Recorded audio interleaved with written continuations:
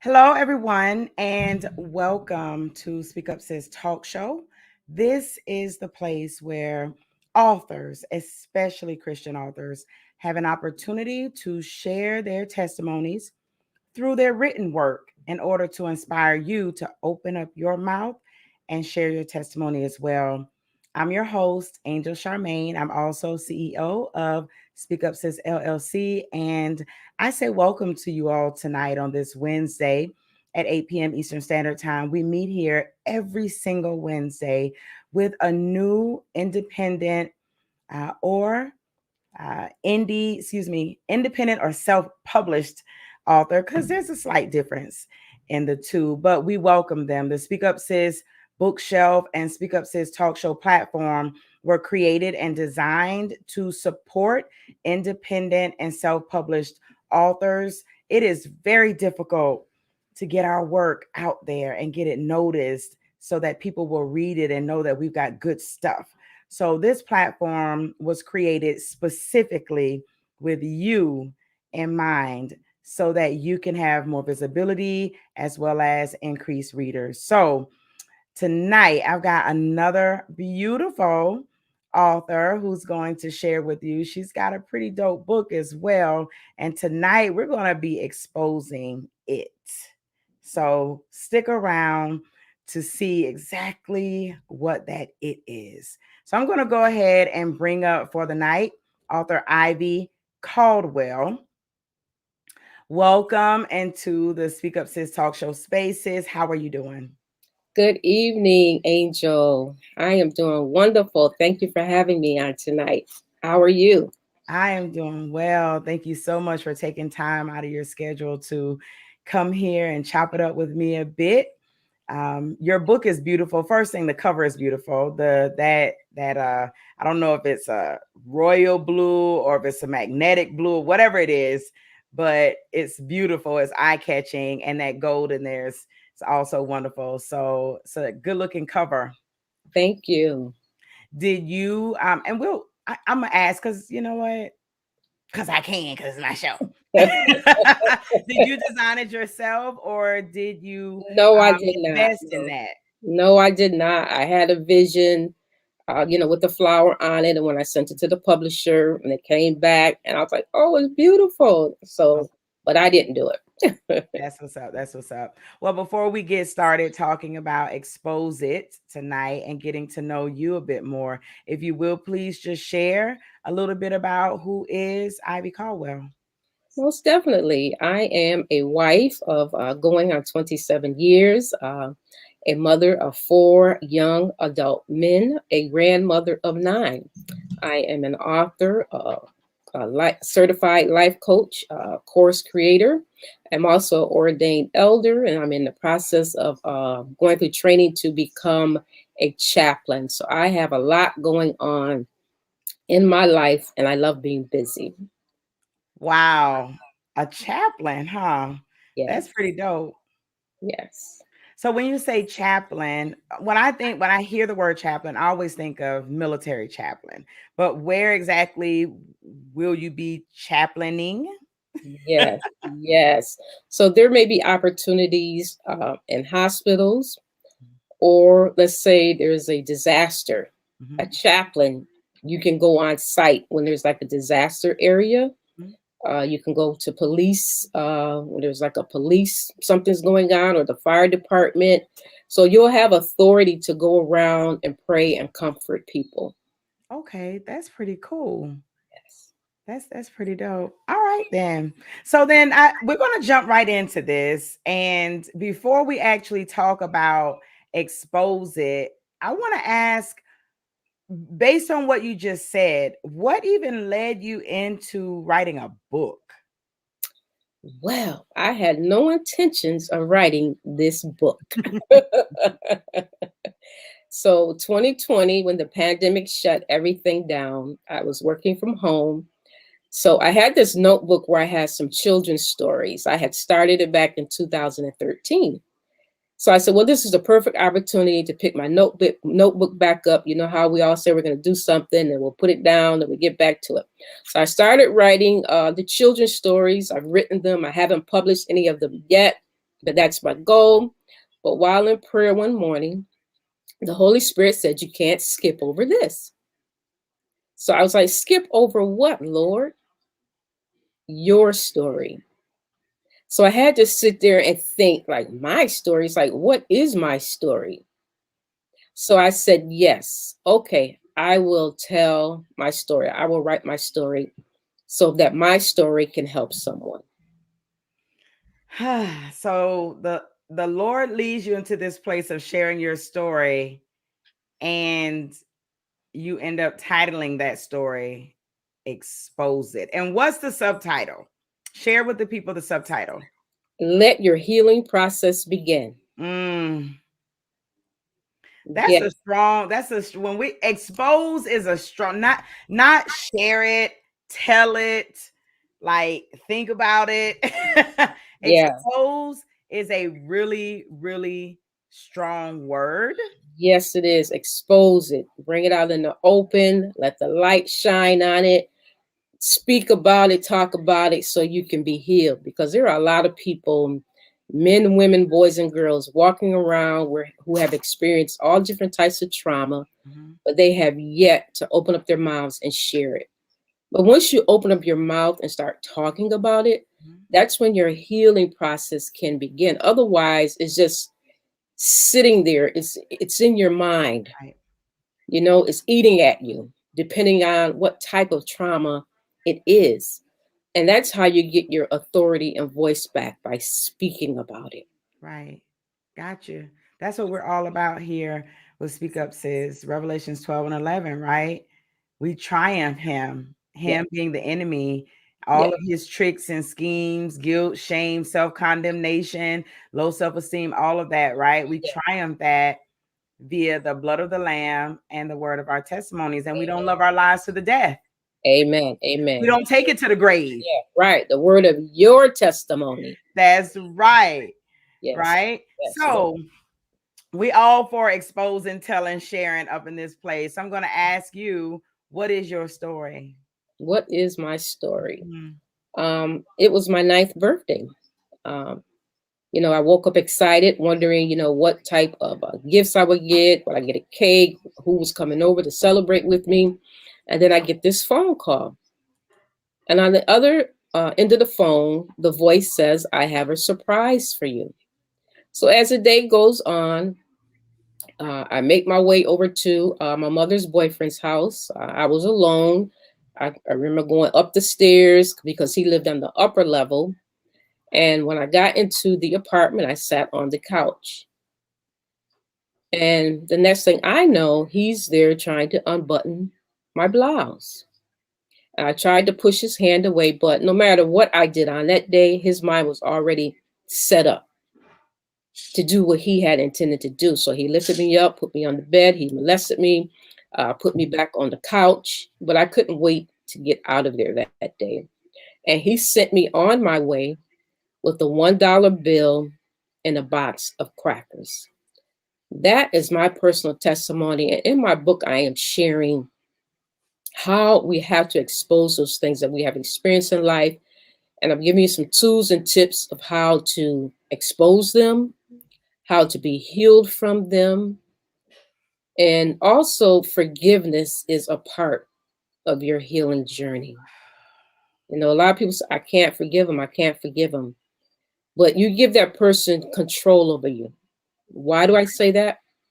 Because if you come into their presence, you tense up. Mm-hmm. You may make a dash for the door. You don't go around them. Right. Your whole demeanor changes. You've given them control over you. Mm-hmm. So you have to forgive them. And the forgiveness is for you, it's not for them. Mm. It's so that your spirit can be released and healed and be set free. That Right. doesn't mean that you're giving them an out. They still did what they did to you. Mm-hmm. Mm-hmm. But you may never get a I'm sorry from them. And you have to be okay with that. But I forgive you. And then we also have to look at, because there's a lot of cruel people in the world, we see it, hear it all the time.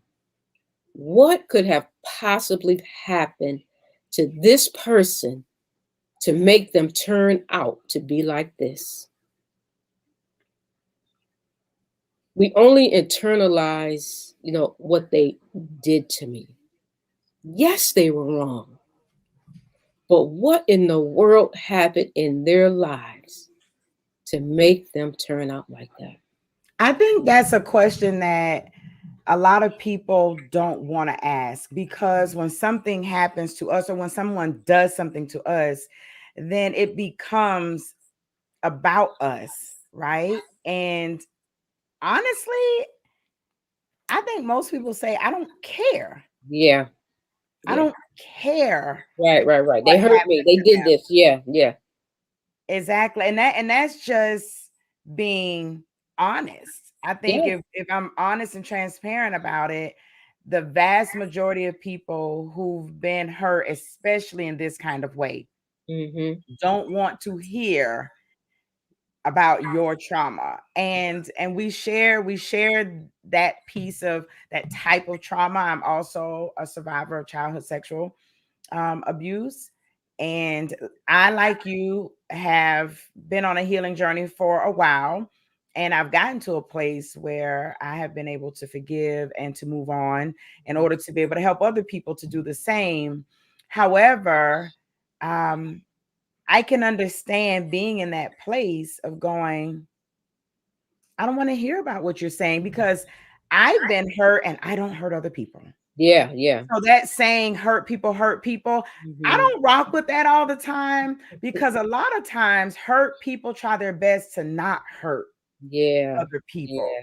And Yeah. because I've experienced that type of abuse, right? That type of trauma, I don't want anybody else Mm. to go through that. So I don't know about that hurt people, because for me, I'm like, dude, I don't want to hear about what your mom and daddy did to you, Right. because you did this to me and I'm Mhm. not doing this to other people. Yeah. Yeah. Yeah. So tell me this, how do you, or in the book, do you approach this idea as you're exposing it? Because you talk about healing as well. Do you deal with forgiveness in the book? And if so, how do you address it? Yes, I do talk about forgiveness. There are different ways to approach forgiveness. Um, if you don't feel safe going around the person, you can take someone with you. The person could possibly be dead. You can write a letter to get your release. Just put it, just write it all out in a letter. I myself, because the perpetrator was my brother's father, and the perpetrator had passed away. So I went to the funeral to support my brother. Some people say, I wouldn't have gone to that funeral, but I did. And I walked up to the casket and I looked at his face and I wondered, is he saved? So I know I have forgiven him.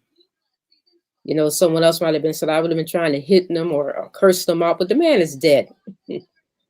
So I did forgive him. And I definitely talk about forgiveness in my book because that's important. And forgiveness is a process, it's a choice that we make.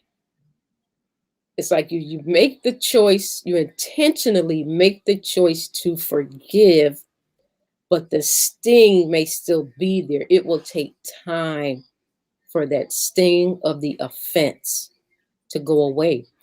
And God plays a very important role in that part, by going to God and just pouring your heart out to Him. God, I don't want to feel like this. Can you please take this away from me? Right. Yeah, so I can be healed and made whole. Yes. Wow. Well, tonight we have a guest or two in the building who's shown up. How you doing? Shantae Cuellar. She says, hello, ladies. Hello. She's also amening you tonight and what you are sharing within this conversation. So did you expose it. And for this conversation, the it clearly is childhood sexual abuse, but for other people, it may be Mhm, mental health issues, right? It mhm. may be addictions. It can be it can be so many things. That it may be narcissism, Yeah, right? It may be domestic violence. The exposing it yeah, can be so many different things. So anyone who's watching this tonight, or if you're watching this on the replay, just know your it may not be what the mhm. specific it that we're referring to tonight, but the reality is that all of them need to be exposed. They Yes, all yes, need to be talked about. So how long did it take you to actually open your mouth and share? Did you tell, because you were young, did you yes, go straight away and tell your parents? yes. Actually, after it happened, I did not say one word. I did not speak of it again. And I hadn't seen this gentleman for quite some time. And I remember our house catching on fire. We had to move to the other side of town. Mm-hmm. And who shows up at our house? Hmm. He moves in with us. So time goes by. He would walk around the house taunting me with this evil looking grin on his face, pointing his finger at me, saying, "I'm going to get you." Wow. But he never did get me, but he definitely would taunt me.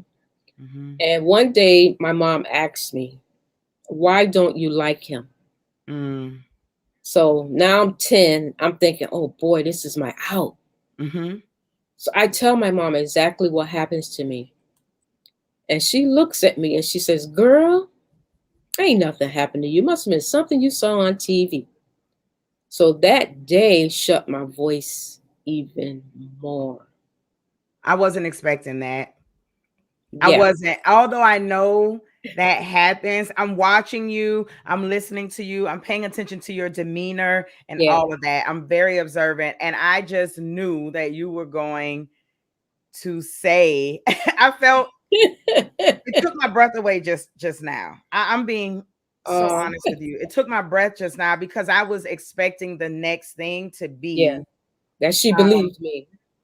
and that she's helped you on the journey, and possibly that's why you that helped you to get where you are today, right? That's what I wasn't ready for that. I just wasn't expecting that to be a part of your story. Yeah. How did you handle that as a little girl? Total opposite. So, as he stayed with us and, I stayed away from far from him as I could. Um, I have fear, the anger, the unforgiveness of my heart, thinking this man is going to get me, but Right. he never did. It was just an awful situation. But as I got a little older, he went on to other females. Mm. Yeah. Were So they younger, or were they his age? they definitely were not his age. He was an Hmm. old man, if you ask me. Got you. Mm-hmm. Mm-hmm. um, I can remember my girlfriends coming over. Now, 10, 11 years old, we would be in the basement playing. Here he comes. Mm-hmm. He's coming in the basement Right. to feel on me. Mm-hmm. Yeah. But mom's not home because mom is working two jobs to take care of the family. Your brother, did you ever think, maybe I'll tell my brother, that you all didn't have a relationship like that where you could tell big brother? I did not say anything to anyone. I Anybody? just I kept it guess if mom says no, then it's sort of like if you go to the head right. and the head doesn't believe you, or, and I won't even say believe at this point, if the head just doesn't have the capacity to handle it. Because can we go there for a second? Oh, definitely, they could be in denial. And, Yes. and they, like you just said, they don't have the mental capacity to deal with it. So they push it aside. Like children stay in your place. Mm-hmm. What happens in this house, the family business, keep it to Mm-hmm. yourself. Mm-hmm. But those family secrets lead to generational curses. Yes. And we have to start talking about this stuff and stop hiding it. Yes. It just keeps repeating itself. And I that's not agree. helping our families. Exactly. So You do address it. You finally speak up. You're finally going to expose it. You are shut down pretty much by the one person. I'm sure if anybody's going to save you, mama's going to save you, because that's what we tell our children. Right. That doesn't happen. Yeah. What is life like for you after that? Did you become the promiscuous girl, or did you become the Yeah. ultra reserved girl? Like, don't touch me ever. Mhm. Like, how did life play out for you after that? Yep. So I was very insecure. Mhm. And of course, I did what teenagers do, looking for love in all the wrong places until I met a man, Mm. Jesus. Turned my life upside down. Mhm. Mhm. Tell it. Tell Yes, it. yes. So, but so Jesus, heart transformation, healed, delivered, set free. And I just thank God.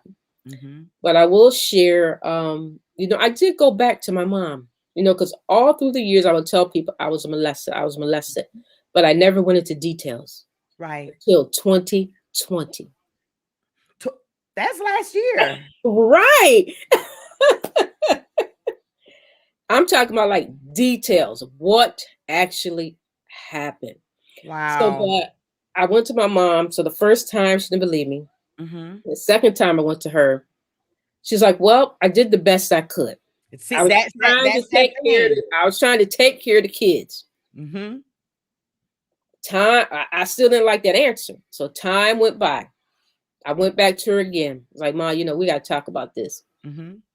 So this time I sat and I listened to her story. So after listening to her story, I was like, okay, I'm good. I got it. So mind you now, mom is not saved at the time that I tell her what happened to me. Not using that as an excuse because moms are supposed to protect their children. But after I listened to her story and where she was during that time, I understood why she said what she said. Nothing happened to you. Compared to what happened to her, Mm. she has a powerful testimony. She Wow. was raised on a plantation. Mm. So, can you imagine what happens on a plantation? So what happened to you, relatively speaking? Because this is so good. I feel like I'm gonna need more than 30 minutes for this, because in my first book, one of the stories is entitled 2 a.m. Cry. Hmm. And I share that feeling of being a successful woman who is dealing with childhood sexual trauma, and how that plays out in everyday life. And what people don't understand is everything is relative, Mm. depending on how you see it, how you process it. And so for me, it was like, but I'm good. Like, I'm living my life. I'm doing well. I'm not crazy. I'm not on Yeah, drugs or yeah. whatever. So my incident, Hmm. maybe it wasn't as bad as like Yeah. this lady who done lost her mind or whatever. Yeah. So what I had to say, really, is it that bad, or should Mhm. I even, is it even affecting my life? So when I think about your mother, it's like, that's what happened to you. You're gonna be fine, because Right. inside Yeah. she's thinking about what happened to her. Yeah. And relatively speaking, and I need anyone who's listening to me, please hear me with your spiritual ears, because some people who are sitting in and still sitting in the trauma and still haven't really you might hear the wrong thing. Hmm. I'm not saying that Ivy's trauma was less. Right. Right. I'm saying that a person who has experienced it on a more severe level, because there are levels to this thing, Yes. Yes. may look at Ivy's trauma and go, you know what, child, it ain't, you're gonna be fine. Ain't nothing really happened to you, because she's looking at herself like, Right, I'm right, still moving, I'm still living, I have children, I'm yeah, surviving, I'm taking care of, and look what happened to me. So baby, you're gonna be all right. Ain't nothing right, really happened to you. right, right, right. I can, that is a conversation that definitely needs to be explored. Yeah, yeah, yeah. Because everybody can't process what happens to them the same. Mhm. You know, trauma is trauma. It doesn't matter what it is, it affects you Yeah. physically, mentally, emotionally. You Mhm. know, it's like a shock to your system. Yeah. You know, and as a child, it's like, what's going on? Mhm. What's happening to me? Then you don't have the vocabulary to even put it into words. It's just crazy. Crazy, crazy. But So but hi. Oh, I'm sorry. I heard you pause, and so I thought you yeah, were. yeah. But I just wanted to say, but but I'm just glad that I kept going back to my mom so I can get resolved in my spirit after hearing her story. We are good. And then after we talked and we laughed, and she's like, you know what? I want to write my story. Mhm. So I'm like, okay, we can do that. That's what's up. I'm feeling good. Listen, I will read that. I'm gonna read Yeah. all of it. So we've got some more visitors tonight. We've got Adam. I'm not even gonna try to pronounce Mia Fitness and Gaming, but Adam says hi, and Adam has a question, and I want to make sure that I address um the question. And the question is, does childhood abuse make them abusers? And let me say this before we respond. I am not a licensed clinical counselor, social worker. I'm not a doctor, psychiatrist, psychologist. So this platform is a place for us to share. We share our opinions Mhm. and our lived experiences. And so our opinions come from those lived experiences. Please do not take anything we say as the final say so and the law. Okay. So Amen. with that being said, we're going to share with you our personal opinions about your question. Okay. One thing in the Speak Up Sis space, I do not like leaving people with unanswered questions. If a person asks, they want to know. They want to know your perspective. So we're gonna give that to them. So would you like to start? Sure. Does childhood abuse make them abusers? Mhm. No, they do not, because I didn't go around abusing people. As Angel said earlier, she was hurt, I was hurt. We did not want to hurt anyone else. So, no, it does not. That's my answer. Okay. And I feel the same way. I don't believe that every person who becomes an abuser was abused, because I don't believe that to be true. I'm sure we can find people who are hurting children, or sexually abusing children, who weren't sexually abused Mhm. themselves. Now, do I believe there was some type of issue or trauma or something in that person's life? More than likely. I don't think there's anyone living who hasn't had any type of trauma in their lives. However, how we choose to deal with it is different. You may have someone who's never been sexually abused, but maybe they had parents who neglected them. Maybe they had parents who treated sex like it was taboo and bad, and you can't touch and you can't even think about it. So, although a person may have never been physically sexually abused, maybe the thought of sex became twisted in their minds. And so as they began to explore with themselves, other people, or whatever, it turned into something warped and ugly. I'm sure there are sundry Mhm. reasons why abusers become abusers, but to say that childhood abuse makes them abuse an Mhm. abuser, Mhm. I wouldn't put I wouldn't say 100% of the time. I Yeah. wouldn't say 100% of the time. And actually, I would even venture out there to say that it's not the abuse itself. Even if someone who's abused begins to abuse, I wouldn't say, and this is my personal opinion, that it's the abuse itself. It's how the incident was processed, and how it was handled and how it played out in their lives. Mhm. That sort of leads them into this place where they're doing that. And then of course you just have some evil people. Yes, Let's yes, just own it. They're just right. some wicked, they're just wicked people in this world who just they find ways to hurt people, torture people, and things of that nature. And I guess that takes us to Adam's next question, which is, are most abusers narcissists? So first, let me say, Adam, welcome into the Speak Up Sis space. I appreciate you for being here, and I really appreciate your questions. We love questions. We love active engagement in this space. So thank you. So are most abusers narcissists? Miss Ivy, are you familiar with narcissism? Someone that's lifted up in pride. I would say no, but most narcissists, something happened in their childhood. Something happened and it was not dealt with.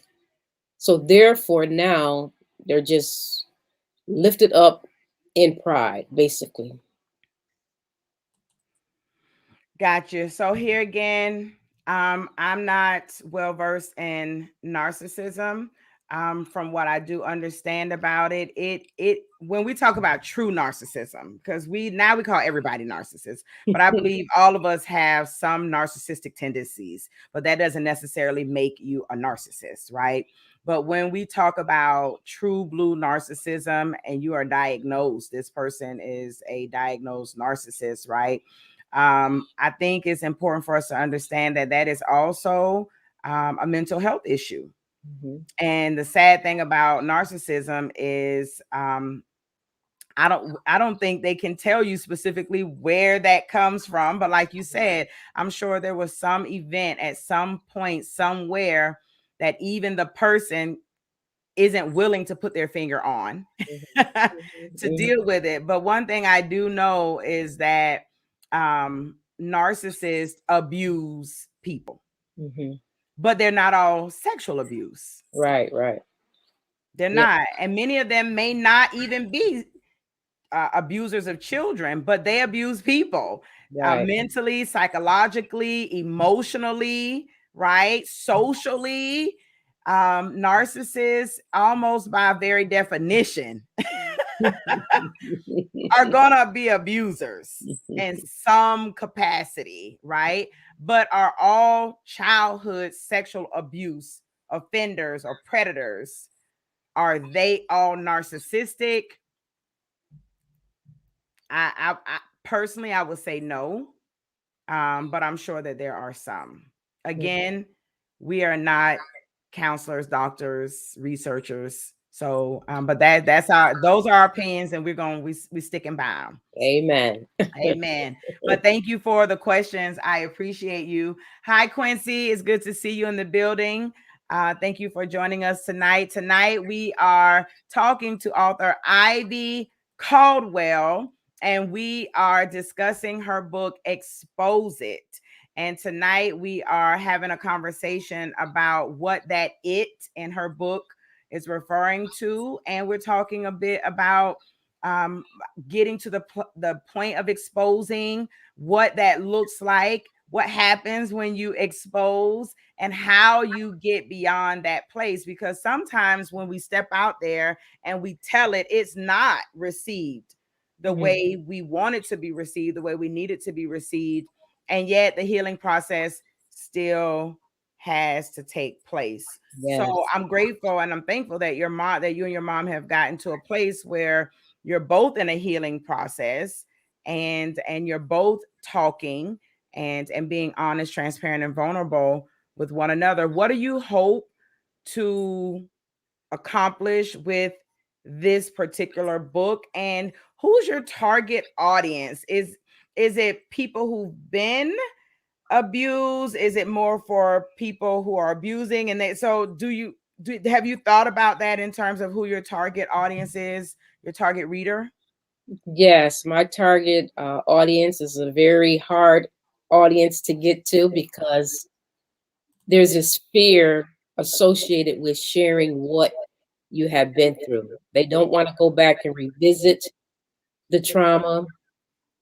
They fear, what will people say about me? What will people think about me? But you have to come to a point in your life where you could care less what anyone else has to say about you because they talked about Jesus. You want to get to a point to being healed. Hasn't that trauma caused you enough pain in your life? It's time for you to expose it so you can be healed. I've had the opportunity to share my book with women who have experienced domestic abuse, sexual abuse, and it has tremendously helped them.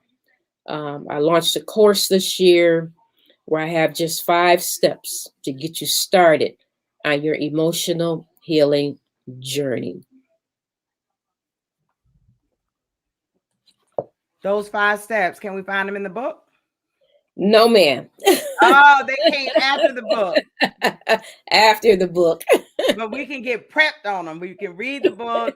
That ought to lead us to wanting to heal prayerfully. Yes, yes, hopefully. Yes.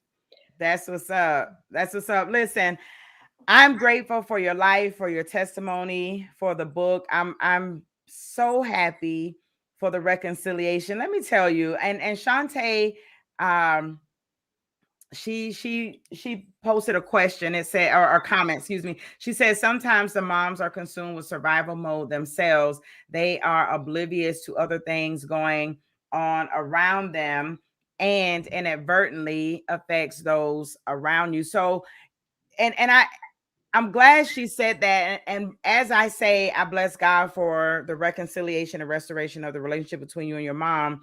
Um, that is important. And I think that is important for a lot of survivors in their healing process. And I know for me, because my abuser was my mother's boyfriend. And so for years, I was angry and mad and all these things until, like you, I got to, and I didn't hear my mother's story until later after Mhm, reconciliation took place. But God helped me to see my mother. And once I realized that she was a woman before she was my mother, mhm, and I realized I had to look at myself and think about the decisions that I had made as a woman mhm. and as a mother, Yeah. and the decisions I made that could have possibly hurt my kids Yes. as a woman and as a mother. Mhm, It helped me to be able to empathize with my mother as a woman. I mhm. learned to see my mom as a woman, not just my mother. Yeah. And in doing that, I was able to sit in a place of forgiveness for her. So when I say I bless God that you exposing this, you getting to a place where you would talk about it and going back to her, Yeah. right? To give her an opportunity now that you're an adult and she doesn't feel like she's got to be responsible for your life, right? You've helped her to Mhm. begin her expose it Yeah. healing journey as well. So I bless God for you, your mother, y'all's relationship, this book, all the people who Thank are going to you. read it and be blessed by it. And those of you who watch Speak Up Sis Talk Show, you all already know I am going to invite you right now, to grab a copy of Ivy Caldwell's book, Expose It. You can't miss it. It's a bright blue book. You want to show it to them? There you go. That is the book. It is on the bookshelf.